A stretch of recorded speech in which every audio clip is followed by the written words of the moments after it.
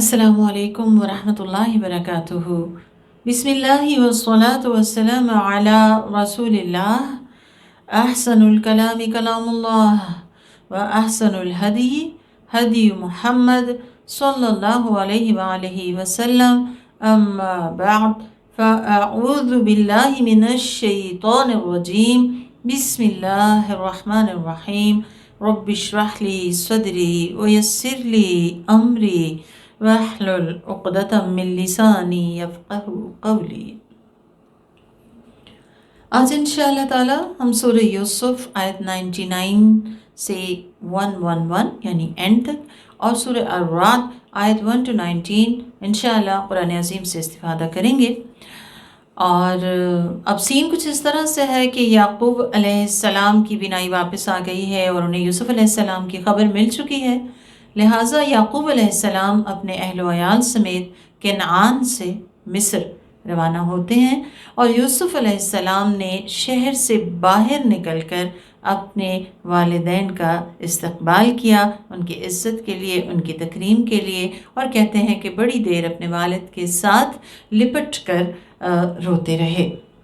फलम्मा दखलू अला यूसुफ आवा इलैहि अबवैह।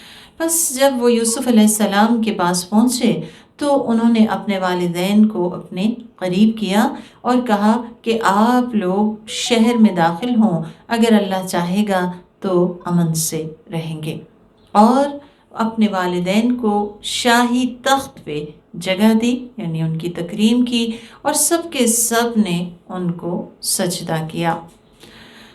यूसुफ अलैहिस्सलाम ने कहा, है अब्बा जान, मेरे गुज़श्ता ख्वाब की यही ताबीर है। अल्लाह ताला ने उसे सच कर दिखाया है और उसने मुझ पे बहुत बड़ा एहसान किया कि मुझे जेल से निकाला और आप सबको सहरा से यहाँ पहुँचा दिया, इसके बाद कि शैतान ने मेरे और मेरे भाइयों के दरमियान इख्तिलाफ पैदा कर दिया था। यहाँ पे कुछ बातें वजाहत तलब हैं। एक तो ये कि ये सजदा ताज़ीमी था जो यूसुफ अलैहिस्सलाम के यहाँ उनकी शरीयत में हलाल था, जबकि शरीयत मोहम्मद सल्लल्लाहु अलैहि वसल्लम में इसकी क़तई इजाज़त नहीं है। दूसरी चीज़ हम देखते हैं कि यूसुफ अलैहिस्सलाम को जब भी कोई खैर मिलती है तो वो अपने पुराने दुखों की बजाय जो मिली हुई नेमतें हैं उनका ज़िक्र करते हैं। यही शुक्रगुजारी का तरीक़ा और रवैया है। अल्लाह ताला हमें इसकी तौफ़ीक़ दे। बहरहाल यहाँ पे वो कहते हैं, इन्ना रब्बी लतीफ़ुल लिमा यशा, मेरा रब जो चाहता है उसकी नहायत अच्छी तदबीर करता है। इन्नहु हुवल अलीमुल हकीम, बेशक वो बहुत इल्म वाला और बहुत हिकमत वाला है। कहते हैं याकूब अलैहिस्सलाम 17 साल तक वहाँ पे मिस्र में अपने बेटे के साथ रहे और उन्होंने मुशाहिदा किया अपने बेटे की दीनी और दुनियावी जो नेमतें अल्लाह ताला ने उनको दी थी उनका। और यूसुफ अलैहिस्सलाम 110 साल तक ज़िंदा रहे और इस तरह यूसुफ अलैहिस्सलाम की बादशाहत की कहानी ख़त्म हुई और अल्लाह ताला की बादशाहत जो कि असल बादशाह है, हकीकी बादशाह, उसकी बादशाहत बाकी है और हमेशा बाकी रहेगी। अब हम देखें कि यूसुफ अलैहिस्सलाम को सभी कुछ तो मिल गया है। अल्लाह सुब्हानहू ताला ने उनको हुस्न दिया, बादशाहत दी, इख्तिदार दिया, ख़ज़ाइनुल अर्द दिए, पावर दी, इन्फ्लुएंस दिया, और जो आपस की मोहब्बतें उनसे खो गई थी वो भी अल्लाह ताला ने उनको वापस लौटा दी। भाइयों की और वालिदैन की रफ़ाक़त भी उनको नसीब हो गई। और इतनी नेमतें पाने के बाद उनकी चाहत क्या है? कहते हैं, रब्बी क़द आतैतनी मिनल मुल्की व अल्लमतनी मिन तअवीलिल अहादीस, ए मेरे रब, तूने मुझे बादशाहत अता की और मुझे ख्वाबों की ताबीर का इल्म दिया। फ़ातिरस्समावाति वल अर्द, ए आसमान और ज़मीन के पैदा करने वाले, अंत वलीयी फ़िद दुनिया वल आखिरा, तो दुनिया और आखिरत में मेरा वली, मेरा प्रोटेक्टर, मेरा मददगार है। توفنی مسلما والحقنی بالصالحین، مجھے تو اسلام کی حالت میں واپس لینا، اس حالت میں مجھے واپس لینا کہ میں تیرا فرما بردار ہوں، اور مجھے صالحین کی رفاقت نصیب کرنا، کیونکہ نیک لوگوں کی، صالحین کی رفاقت انسان کو دنیا اور آخرت دونوں میں فائدہ دیتی ہے۔ اور یہاں جو اہم بات ہے سیکھنے کی وہ یہ بھی ہے کہ بندہ مومن کو دنیا نقصان نہیں دیتی، چاہے اس پر جتنی مرضی دنیا وسیع کر دی جائے، شرط کیا ہے کہ اس کے دل میں اللہ سبحانہ و تعالیٰ کی محبت اور اللہ سبحانہ و تعالیٰ کا تقوی موجود ہو۔ ہمارا حال یہ ہے کہ ہمیں اگر دنیا مل جاتی ہے تو دنیا سے اتنا دل لگا لیتے ہیں کہ واپسی بھول ہی جاتی ہے۔ ابو حازم کہتے ہیں کہ تم نے اپنی دنیا آباد کر رکھی ہے اور آخرت ویران کر رکھی ہے، لہٰذا تمہیں کراہت آتی ہے کہ تم آبادی سے ویرانی کی طرف جاؤ۔ تو اللہ سبحانہ و تعالیٰ ہمیں دنیا کے اندر رہتے ہوئے اپنی آخرت کو آباد کرنے کی توفیق عطا فرمائے، اپنے ذکر کے ساتھ، اپنے قرآن کے ساتھ وابستگی کے ساتھ، کہ ہم اسے پڑھیں، اسے سمجھیں اور اس کے مطابق عمل کریں۔ فرمایا یہ غیب کی خبریں ہیں جنہیں ہم آپ کو بذریعہ وحی بتا رہے ہیں، اور وہ بطور سازش اپنے ارادے پہ متفق ہو رہے تھے اور آپ ان کے پاس موجود نہ تھے۔ یعنی جب وہ کنویں میں ڈالنے کے لیے سازشیں کر رہے تھے یوسف علیہ السلام کے بھائی، تو نبی کریم صلی اللہ علیہ وسلم وہاں موجود نہ تھے، اور آپ کی خواہش کے باوجود اکثر و بیشتر لوگ ایمان نہ لائیں گے۔ یعنی آپ صلی اللہ علیہ وسلم تو چاہتے ہیں کہ تمام لوگ ایمان لے آئیں، اور یہ کھلی کھلی نشانیاں بھی ہیں، یہ غیب کی خبریں ہیں جو کہ اس وقت نہ کوئی کتاب تھی نہ لائبریری، آپ بتا رہے ہیں، لیکن اس کے باوجود بھی جو ایمان نہ لانے کی ضد میں مبتلا ہیں وہ کبھی ایمان لانے والے نہیں۔ فرمایا کہ آپ ان سے کوئی اجر نہیں مانگتے، یعنی جو دعوت و تبلیغ آپ کرتے ہیں آپ کو ان سے کوئی بھی بدلہ نہیں چاہیے، بلکہ ان ہوا الا ذکر للعالمین، یہ تو ذکر ہے، نصیحت ہے، یاد دہانی ہے، حق کی یاد دہانی۔ کیا؟ یہ قرآن جو تمام جہان والوں کے لیے نہ صرف ریمائنڈر ہے بلکہ ایک بہترین ایڈوائس کے ساتھ ساتھ حق کی یاد دہانی ہے۔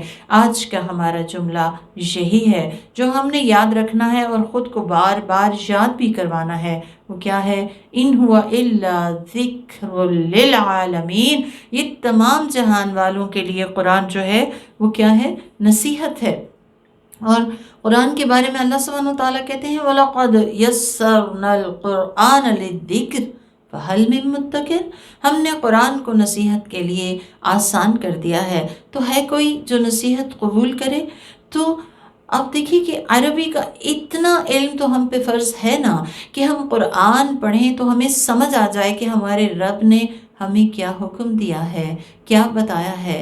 یہ قرآن اللہ سبحانہ وتعالیٰ کی دی ہوئی بے شمار انگنت نعمتوں میں سے سب سے بہترین نعمت ہے، اور ہر نعمت کا ایک حق ہوتا ہے۔ اس نعمت قرآن کا حق کیا ہے کہ ہم اس کی ہر بات پہ ایمان رکھیں، یعنی ہمیں سچا یقین ہو، اور پھر اس کو صحیح پڑھنا سیکھیں، اس کو سمجھنا سیکھیں، اس پہ عمل کریں، اور ایسا عمل کریں کہ ہم داعی الی الحق بن جائیں، قرآن کی طرف بلانے والے بن جائیں۔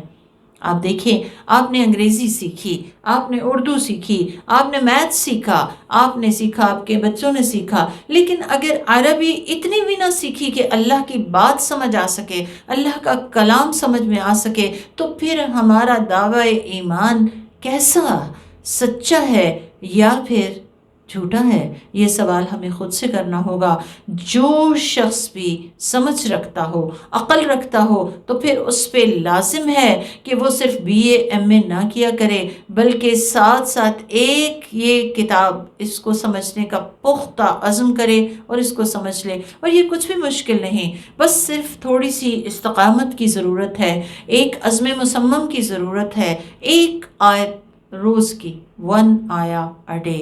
ہم نے ایک چھوٹا سا پروگرام شروع کیا ہے، چند منٹس قرآن کے لیے لگائیے، جس میں صرف 2 چیزیں آپ کو سکھائی گئی ہیں. ایک ہے تجوید، یعنی اس کو صحیح طریقے سے پڑھنا جو رسول کا طریقہ تھا، اور 7 ترجمہ. اور آپ دیکھیں گے کہ ان نوئنگلی بہت تھوڑے سے عرصے میں اگر اللہ نے زندگی دی تو آپ یہ ان نوئنگلی اور بغیر کسی بڑی ایفرٹ کے انشاءاللہ سیکھ لیں گے.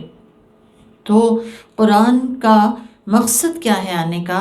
کہ ہم اسے سمجھیں، اسے جانیں. آپ دیکھیں کتنے افسوس کی بات ہے کہ دنیا کے تمام کاموں کے لیے تو ہمارے پاس وقت ہو، لیکن قرآن کے لیے ہمارے پاس وقت ہی نہ ہو.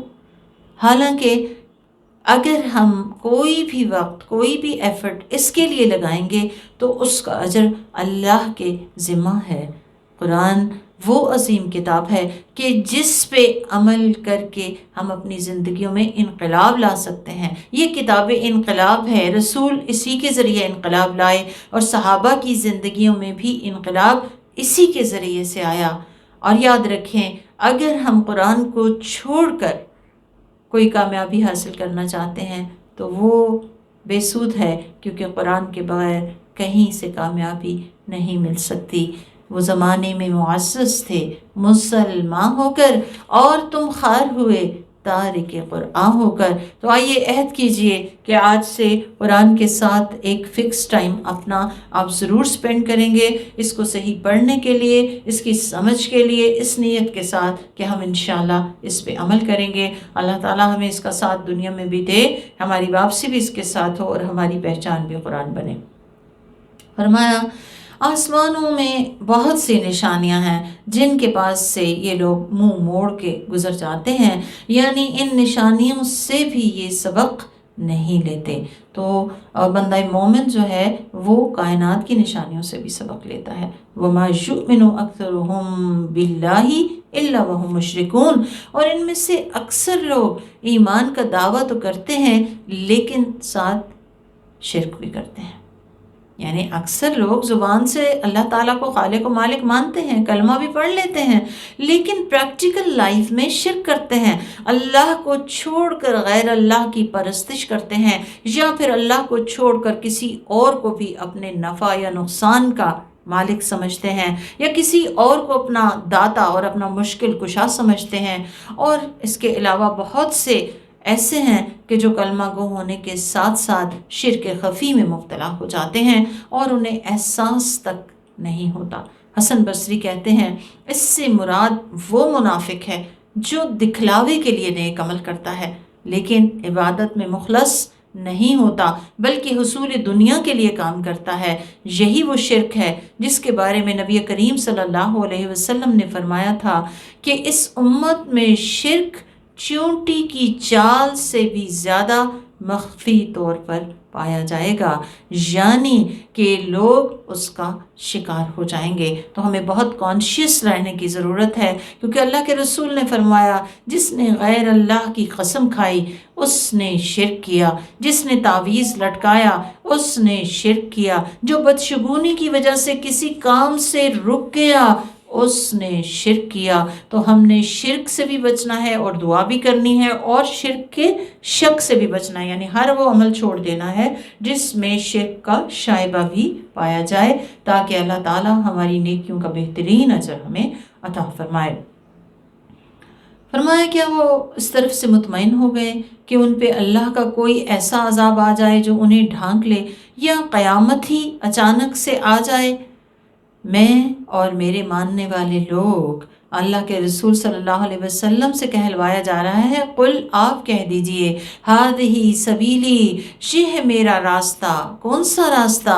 ادعو الی اللہ، میں اللہ کی طرف بلاتا ہوں، میں اللہ کی طرف دعوت دیتا ہوں. کیسے؟ علی بصیرہ، بصیرت کے ساتھ، انا میں، ومن اتبعنی اور وہ سب بھی جو میرا اتباع کرنے والے ہیں، وسبحان اللہ وما انا من المشرکین اور اللہ کی ذات بے عیب ہے اور میں مشرکوں میں سے نہیں ہوں. تو جو سچا متبع رسول ہے وہ کبھی بھی شرک کی طرف نہیں جاتا اور اپنی زندگی کا مقصد دعوت اللہ کو بناتا ہے دنیاوی کاموں کے ساتھ ساتھ.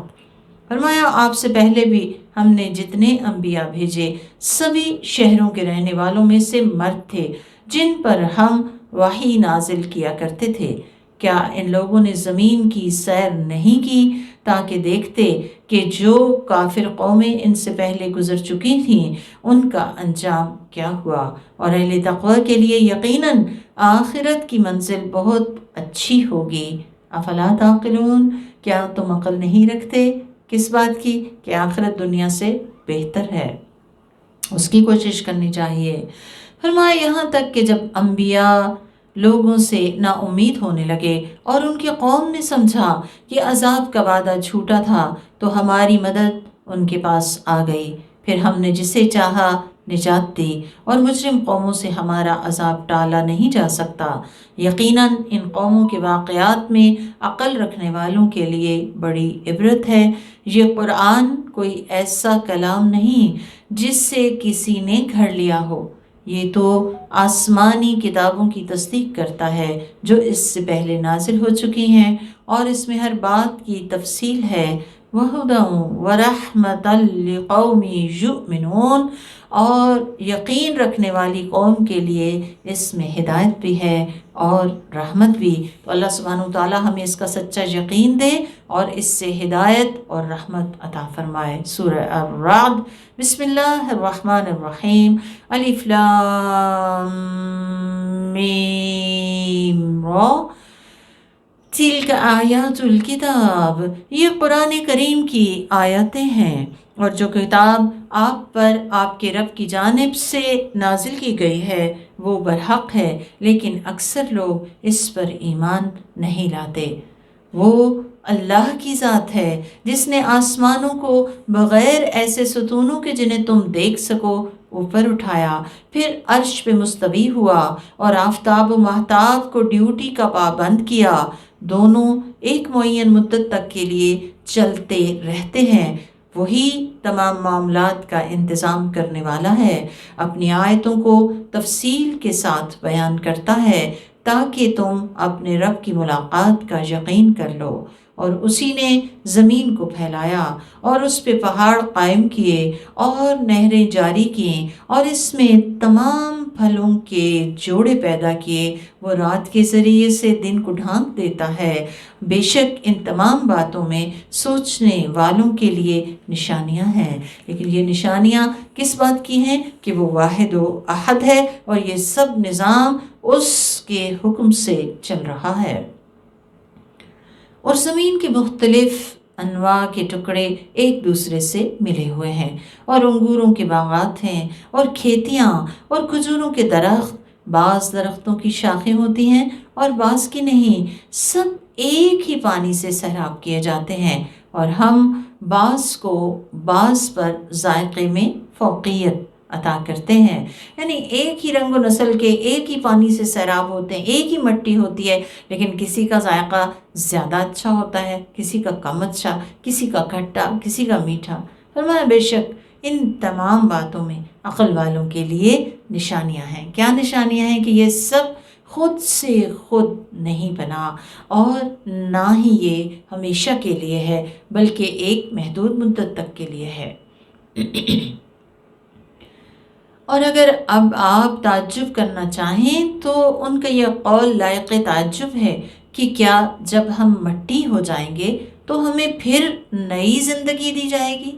یہی وہ لوگ ہیں جنہوں نے اپنے رب کا انکار کر دیا، یعنی آخرت کا انکار دراصل اللہ سبحانہ وتعالیٰ کی ذات کا انکار ہے۔ فرمایا انہی کی گردن میں بیڑیاں ڈالی جائیں گی اور یہی لوگ جہنمی ہوں گے جس میں وہ ہمیشہ ہمیشہ رہیں گے۔ اور یہ آپ سے اچھائی سے پہلے برائی کا مطالبہ کرتے ہیں، یعنی ہدایت مانگنے کی بجائے آپ صلی اللہ علیہ وسلم سے کہتے کہ لے آئیں وہ عذاب یا قیامت جس کی آپ ہمیں دھمکی دیتے ہیں۔ فرمایا حالانکہ اس سے پہلے عبرتناک مثالیں گزر چکی ہیں، اور بے شک آپ کا رب لوگوں کے ظلم کے باوجود ان کی بڑی مغفرت کرنے والا ہے، اور بے شک آپ کا رب بہت سخت سزا دینے والا بھی ہے۔ تو اصل ایمان کیا ہے؟ کہ انسان اللہ سبحانہ وتعالیٰ کی ڈر کے ساتھ ہر وہ برائی چھوڑ دے جس سے اس نے منع کیا ہے، اور اس سے بخشش و رحمت کی امید بھی ہمیشہ وابستہ رکھے۔ اور اہل کفر کہتے ہیں کہ محمد صلی اللہ علیہ وآلہ وسلم پر اس کے رب کی جانب سے کوئی نشانی کیوں نہیں اتاری گئی؟ آپ تو صرف اللہ سے ڈرانے والے ہیں اور ہر قوم کے لیے ایک ہادی ہے۔ انما انت منذر، آپ تو صرف انذار کرنے والے ہیں۔ وَلِكُلِّ قَوْمٍ ہاد، اور ہر قوم کے لیے اللہ تعالیٰ نے ایک رہنما بھیجا ہے۔ کس کی صورت؟ نبی کی صورت۔ اللہ سبحانہ وتعالیٰ نے ہر قوم کی ہدایت کا پورا انتظام کیا ہے، اور اللہ کے رسول رہتی دنیا تک کے لیے سب کے لیے باعث ہدایت ہیں، کیونکہ آپ خاتم النبیین اور خاتم الرسل ہیں۔ آپ کے بعد نہ کوئی نبی ہے، نہ آیا، نہ آ سکتا ہے، اور نہ ہی کوئی رسول۔ فرمایا اللہ ہی جانتا ہے جو کچھ ہر مادہ اٹھائی پھرتی ہے، اور رحموں میں جو کمی بیشی ہوتی ہے، اور اس کے نزدیک ہر چیز ایک خاص اندازے کے مطابق ہے۔ وہ غائب و حاضر کا علم رکھنے والا اور بڑا عالی شان ہے۔ تم میں سے کوئی چاہے اپنی بات چھپائے اور چاہے اسے ظاہر کرے، اور چاہے کوئی رات کی تاریکی میں چھپ کے کوئی کام کرے یا دن کی روشنی میں کرے، اس کے نزدیک سب برابر ہے، یعنی وہ سب سے واقف ہے، کوئی اس سے چھپ نہیں سکتا۔ فرمایا لہو معقبات من بین یدیہ ومن خلفہ، ہر ایک کے لیے یکے بعد دیگرے مقرر ہیں آنے والے۔ کون؟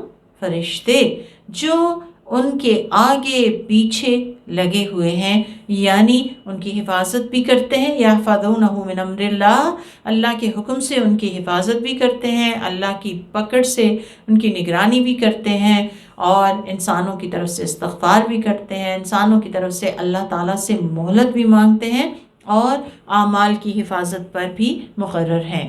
بخاری اور مسلم نے حضرت ابو ہریرہ رضی اللہ تعالیٰ عنہ سے روایت کی ہے کہ نبی کریم صلی اللہ علیہ وسلم نے فرمایا اللہ تعالیٰ کے فرشتے تمہارے ساتھ ہوتے ہیں۔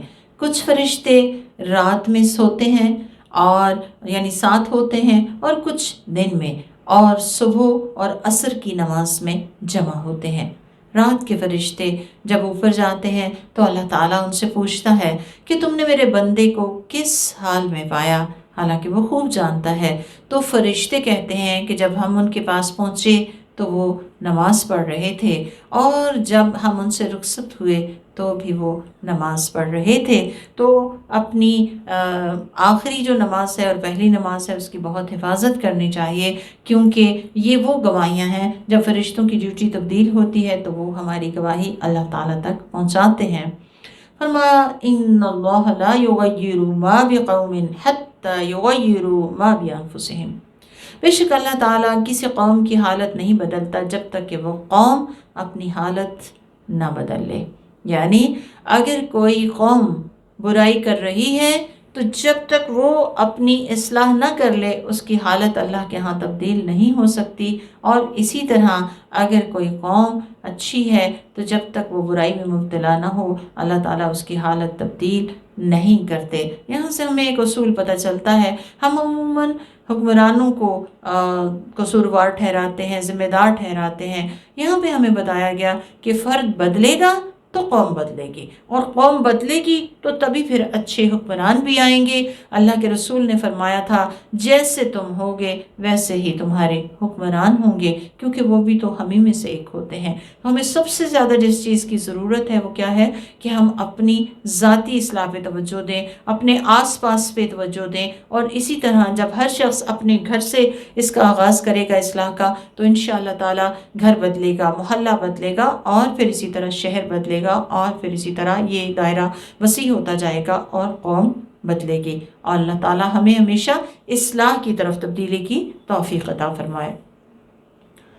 فرمایا جب اللہ تعالیٰ کسی قوم کو عذاب دینے کا فیصلہ کر لیتا ہے تو پھر وہ ٹل نہیں سکتا، یعنی جب ایک دفعہ اٹل فیصلہ آ جاتا ہے تو پھر اس میں کوئی تبدیلی نہیں ہو سکتی، اور اس کے علاوہ کوئی ان کا مددگار نہیں ہوتا۔ وہی ذات باری تعالیٰ ہے جو تمہیں بجلی دکھاتا ہے جس سے تم ڈرتے ہو، کس بات سے؟ کہ کہیں تم پہ گر نہ جائے، اور امید بھی رکھتے ہو کس بات کی؟ کہ بارش ہوگی، فصل اچھی ہوگی، اور وہی پانی سے بھرے بادلوں کو پیدا کرتا ہے۔ تو اللہ تعالیٰ اپنی رحمتیں برسائے ہم سب پہ، بارشوں کی صورت بھی اور ہدایت کی صورت بھی۔ فرمایا اور بجلی کے کڑک اور فرشتے اس کی خوف سے اس کی حمد و ثنا میں لگے رہتے ہیں، اور وہ جلا دینے والی بجلیوں کو بھیجتا ہے، جس پہ چاہتا ہے اس پہ گرا دیتا ہے، اور وہ لوگ اللہ کے بارے میں جھگڑ رہے ہوتے ہیں۔ یہ جو آیت ہے بجلی کے کڑاکے کے وقت پڑھی جائے تو کہتے ہیں کہ اس پہ بجلی کا کڑاکہ نہیں پڑتا، وَيُسَبِّحُ الرَّعْدُ بِحَمْدِهِ وَالْمَلَائِكَةُ مِنْ خِيفَتِهِ۔ فرمایا اور وہ لوگ اللہ کے بارے میں جھگڑتے ہیں حالانکہ وہ بہت ہی زبردست اور شدید گرفت والا ہے۔ لَهُ دَعْوَةُ الْحَقِّ، پکارنا صرف اسی کے لیے برحق ہے، دعا صرف اس کے لیے، اور فریاد صرف اس کے لیے، پکار صرف اس کے لیے، کیونکہ اور کسی کو ہم پکاریں بھی تو نہ ان کے پاس کامل اختیار ہے کہ وہ ہماری مدد کر سکیں، اور نہ ہی وہ ہمیں کچھ دے سکتے ہیں۔ فرمایا جو لوگ اس کے سوا دوسروں کو پکارتے ہیں وہ ان کی کوئی حاجت پوری نہیں کرتے، ان کی حالت اس آدمی کی سی ہے جو اپنے دونوں ہاتھ پانی کی طرف پھیلائے تاکہ اس کے منہ تک پہنچ جائے، حالانکہ وہ کبھی بھی نہیں پہنچ سکتا۔ کیا مطلب ہے؟ یعنی جو شخص غلط طریقے سے کوئی چیز حاصل کرنا چاہتا ہے وہاں سے وہ حاصل نہیں کر سکتا۔ اگر کوئی اپنے ہاتھ کی ہتھیلی پھیلا لے اور چاہے کہ اس سے پانی اس میں جمع ہو جائے اور وہ پی لے تو کیسے پیے گا؟ نہیں پی سکتا، کیونکہ اس میں تو پانی ٹھہرے گا ہی نہیں۔ اسی طرح اللہ کو چھوڑ کر جب ہم غیر اللہ کو پکارتے ہیں تو ہماری فریاد رسی نہیں ہو سکتی، کیونکہ وہ تو نہ تو فریاد سن سکتے ہیں اور نہ ہی فریاد رسی کرنے پر قادر ہیں۔ فرمایا کافروں کا اپنے معبودوں کو پکارنا رائے گاں ہی جاتا ہے، اس کا کوئی فائدہ ان کو حاصل نہیں ہوتا، اور آسمانوں اور زمین میں رہنے والے جن و انس صرف اللہ تعالیٰ کو سجدہ کرتے ہیں، چاہے خوشی سے کریں یا مجبوری سے، اور ان کے سائے بھی صبح و شام اسی کو سجدہ کرتے ہیں۔ تو ساری کائنات اللہ تعالیٰ کی فرما بردار اور اس کے آگے جھکی ہوئی ہے، تو کیا اے انسان تو اپنے رب کے آگے نہ جھکے گا؟ ہم سب کو کہنا چاہیے انشاءاللہ ہم سنیں گے اور ہم اللہ تعالیٰ کی بات کی اطاعت کریں گے۔ آپ پوچھئے کیا آسمانوں اور زمین کا رب کون ہے؟ آپ خود ہی بتا دیجئے کہ اللہ۔ آپ کہیے کیا تم لوگ اس کے سوا دوسروں کو اپنا مددگار بناتے ہو جو خود اپنی ذات کے لیے بھی کسی نفع یا نقصان کے مالک نہیں؟ آپ کہیے کیا نابینا اور بینا دونوں برابر ہو سکتے ہیں؟ یا کیا تاریکی اور روشنی برابر ہے؟ یا کیا انہوں نے اللہ کے کچھ ایسے ساجی مقرر کر لیے ہیں جنہوں نے اللہ کی طرح کوئی چیزیں پیدا کی ہیں اور وہ مخلوقات ان کی نظر میں گڑمٹ ہو گئی ہیں؟ آپ کہہ دیجئے قل اللہ خالق کل شیء، آپ کہہ دیجئے اللہ ہی ہر چیز کا خالق ہے، وَهُوَ الْوَاحِدُ الْقَهَّارُ، اور وہ تنہا اور زبردست ہے، ہر چیز پہ اس کی گرفت بڑی زبردست ہے۔ کون ہے وہ اللہ؟ اسی نے آسمان سے بارش بھیجی تو وادیاں اپنی وسعت اور اندازے کے مطابق بہہ پڑیں، پھر سیلاب نے پانی کی سطح پر تیرتے ہوئے جھاگ کو اٹھا لیا، اور جن دھاتوں کو زیور یا کوئی اور چیز بنانے کے لیے یہ آگ میں تپاتے ہیں ان پر بھی پانی کے جھاگ کی مانند جھاگ ہوتا ہے۔ اللہ اسی طرح حق و باطل کی مثال بیان کرتا ہے، پس جھاگ بے سود بن کے ختم ہو جاتا ہے، اور جو پانی لوگوں کے لیے نفع بخش ہوتا ہے وہ زمین میں ٹھہر جاتا ہے۔ وَأَمَّا مَا يَنفَعُ النَّاسَ فَيَمْكُثُ فِي الْأَرْضِ۔ تو اللہ تعالیٰ کا قانون کیا ہے کہ اس دنیا میں دوام اور بقا اور پائیداری صرف فائدہ مند چیزوں کو ہے۔ تو مجھے اور آپ کو خود سے سوال کرنا ہے کہ میری ذات کتنے لوگوں کے لیے فائدہ مند ہے؟ فائدہ مند ہے بھی یا نہیں؟ تو ہمیں فائدہ مند بننا ہے، کیونکہ اللہ کے رسول نے بہترین انسان اسی بندے کو کہا کہ جو دوسروں کو فائدہ دینے والا ہو۔ خیر الناس من ینفع الناس، بہترین انسان وہ ہے جو دوسروں کو فائدہ دے۔ اللہ تعالی ہمیں بھی دوسروں کو فائدہ دینے والا بنا دے۔ فرمایا اللہ تعالیٰ اسی طرح مثالیں بیان کرتا ہے، جن لوگوں نے اپنے رب کی بات مانی ان کے لیے اچھا بدلہ ہے، یعنی جنت، اور جنہوں نے اس کی بات نہیں مانی، اگر ان کے پاس زمین کی ساری چیزیں ہوں اور ان کے برابر اور بھی ہوں تو وہ اپنی نجات کے لیے انہیں بطور فدیہ پیش کر دیں، تب بھی ان کا بہت ہی برا حساب ہوگا اور ان کا ٹھکانہ جہنم ہوگا اور وہ بدترین مقام ہے۔